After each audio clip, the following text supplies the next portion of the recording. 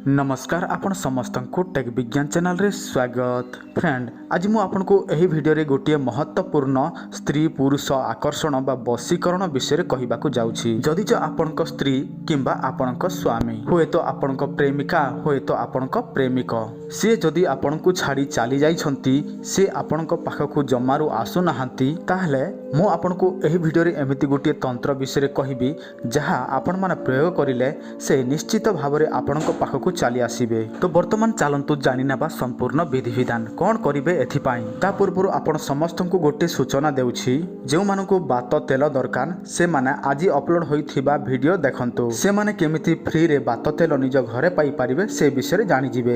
एही बात तेल आपनक पई संपूर्ण फ्री। ता सहित आपनको कोनोसी भी वशीकरण ताबिज दरकार थिले मध्य आपण आम सहित जोगाजोग करि परिबे। सही वशीकरण ताबिज विषय अधिक जानिया पई आमर पूर्व अपलोड वीडियो देखि नियंतु। वर्तमान ठू आम चैनल तरफरु आपण मानकु अनेक प्रकार औषध पत्र फ्री रे दिया जिवो।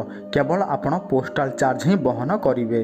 वर्तमान चलंतु जानि नेबा केमिति आपण आकर्षण करि पारिबे जे कोनोसी स्त्री को जे कोनोसी पुरुष को। जदि जो आपण कोनोसी स्त्री को आकर्षण करिवा पई चाहुछंती ताहले आपनको दरकार पड़िबो तांकर बाम गोड़र धोली। जदि जो आपण कोनोसी पुरुष को आकर्षण करिवा पई चाहुछंती ताहले दरकार पड़िबो आपनको डाहाण गोड़र धोली किंबा माटी। तापर दरकार पड़िबो आपनको गोटिए एंडुओ। आपण सब किछि पाई गले एबे आपण करिवे कोन सही माटी को एवं सही एंडुओ को आपण कोन करिवे सही एंडुओर रक्त रे सही माटी को मिसै कि आपण गोटिए कंढई निर्माण करिवे।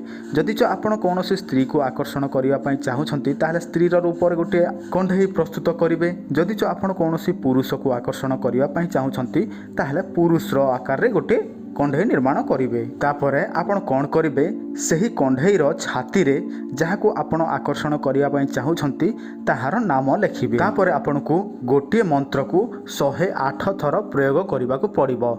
मु आपण को कहूछि आपण माने ध्यान देकी सुनंतु।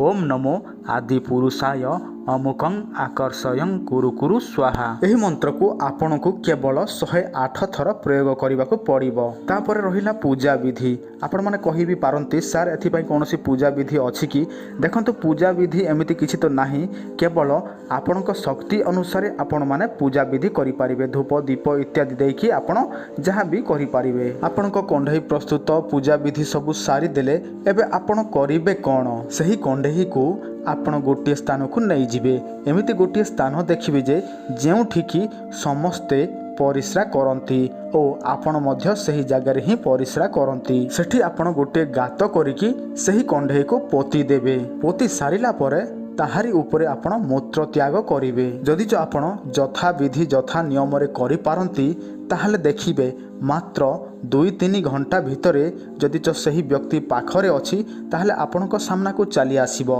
जदि जो बहु दूर रे अछि ताहले सही व्यक्ति दिन रु 2 दिन भितरे आपणक सामना को चली आसीबो। किंतु आपणको जथा विधि नियम पालन करिकि ही करबा को पड़िबो। नियम गुडा को मो अधिक किछि कहू नाही। आपण माने आम पूर्व अपलोड वीडियो देखि नियंतु सेठी आमे अनेक प्रकार नियम नीति विषय कहि अछू। कारण सब वीडियो रे नियम नीति कहिबा असंभवर कथा। तेणु आपण माने आम पूर्व अपलोड वीडियो देखि नियंतु सेठी नियम नीति मध्य जानि परिबे एवं आहुरी अनेक प्रकार मंत्र जंत्र विषय जानि परिबे।